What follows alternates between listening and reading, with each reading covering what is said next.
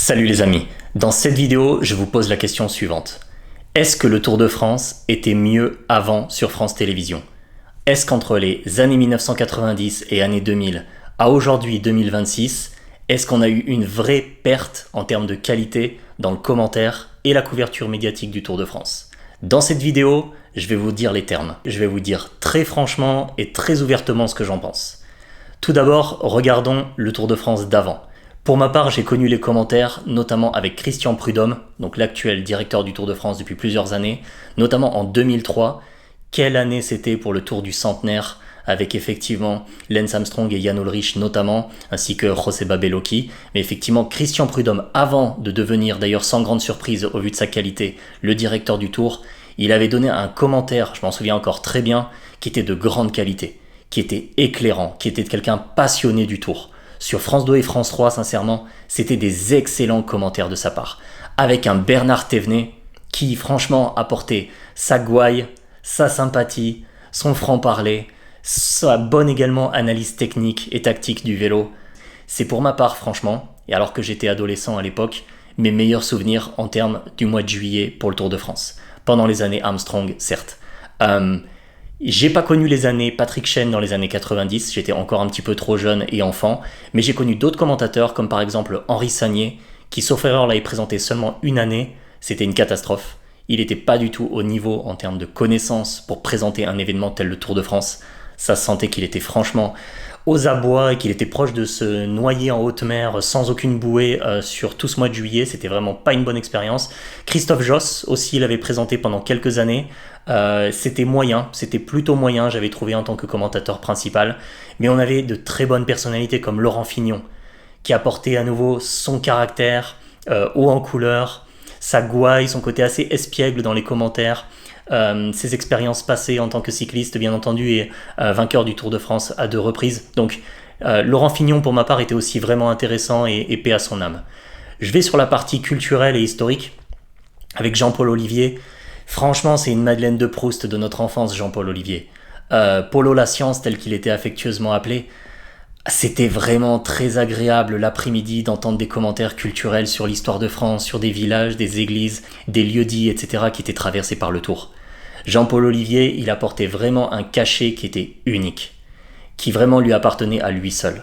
Et vraiment, il est regretté sur les routes du Tour.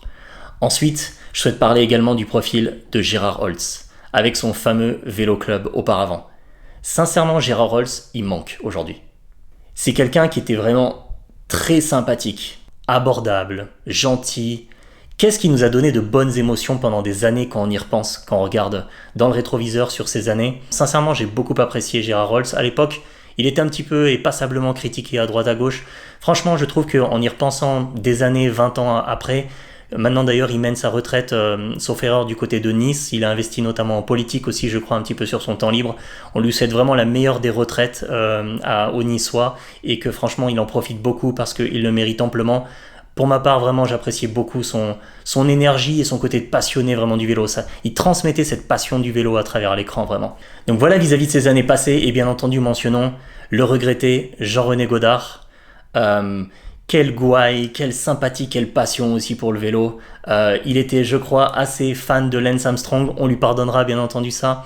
Mais un passionné à vie du Tour de France et du vélo.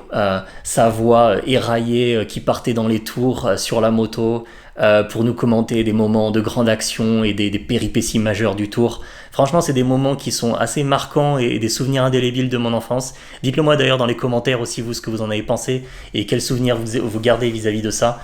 Mais maintenant, on va passer à de nos jours et c'est pas la même chose. Là, vraiment, on va pas peindre le même tableau, ça c'est certain.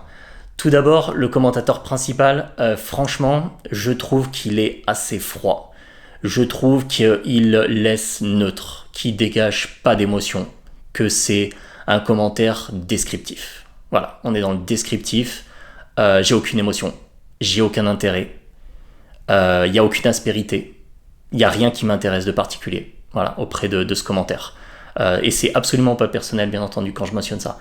Ensuite, il y a un rayon de lumière sur France Télévisions, c'est Marion Rousse. Quelle présence, quelle intelligence, quelle connaissance de la course. Elle est solaire, elle est idéalement à sa place, elle fait un excellent travail en tant que consultante. Elle a énormément de science et de connaissances tactiques de la course. Quelle commentatrice, vraiment très très bien, félicitations à elle. Ensuite, Franck Ferrand, pour ma part, c'est le Xanax de 15 heures. Franck Ferrand, si je compare à Jean-Paul Olivier, pour lequel j'avais beaucoup d'affection, peut-être avec un côté un petit peu nostalgie de l'enfance et de l'adolescence, et disons vers la jeune vingtaine, quelque chose comme ça, c'est possible, c'est entendable. Mais Franck Ferrand, sincèrement, je préfère voir la peinture couler sur un mur plutôt qu'écouter ses commentaires. Ça m'endort totalement, complètement, irrémédiablement et infiniment. Je ne peux rien y faire, c'est vraiment pas possible pour ma part. Donc voilà un petit peu au niveau de l'équipe de commentaires actuelle. Et Laurent Jalabert, bien entendu, fidèle à lui-même, quand même un bon commentaire, je pense. Alors, il a évidemment beaucoup de connaissances vis-à-vis du vélo. Quand je pense à Laurent Jalabert, j'ai toujours ses souvenirs à la Once dans les années 90. Franchement, quelles années c'était avec cette équipe pour la Once. D'ailleurs, je vous prépare bientôt une vidéo sur les méga teams, les super équipes telles la Once, la Deutsche Telekom, Festina, etc. Pour se souvenir avec nostalgie de ces équipes qui étaient monstrueuses à l'époque. Mais pour revenir à Laurent Jalabert, donc ouais, effectivement fidèle à lui-même, bon dans les étapes de montagne, bon décryptage, bonne analyse. Pour ma part, ça reste un bon commentateur. Maintenant, effectivement, de mon côté, j'ai complètement décroché de France Télévisions depuis plusieurs années.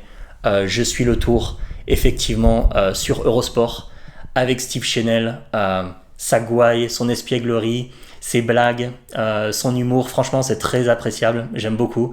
J'en avais parlé d'ailleurs sur ma précédente vidéo concernant le Tour et France Télévisions versus Eurosport, je parlais de ça. Et puis Jackie Durand aussi, avec sa voix caverneuse et puis son côté assez sympa aussi, assez parfois bougon un petit peu. Franchement, Jackie Durand, c'est vraiment un tempérament assez particulier dans le monde du cyclisme. Donc pour ma part, passé à Eurosport depuis plusieurs années et quelques saisons, et franchement, je ne le regrette pas du tout pour avoir un décryptage plus tactique, plus technique du sport, et une compréhension plus fine des enjeux et de ce qui se passe lors d'une course, les tenants et les aboutissants. Franchement, c'est idéal à mon point de vue, et on va plus loin quand même que France Télévisions et la soupe ennuyeuse et endormissante qui nous est servie les après-midi, en particulier les jours de plaine. Qu'est-ce que vous en pensez dans les commentaires? N'hésitez pas à me le dire, je lis vos commentaires avec grand plaisir et j'y réagis aussi. Si vous avez apprécié la vidéo, n'hésitez pas à mettre un pouce vers le haut, à vous abonner aussi à la chaîne pour plus de contenu sur le cyclisme et le sport en général. Et pour ma part, je vous retrouve très bientôt dans une prochaine vidéo. À très vite.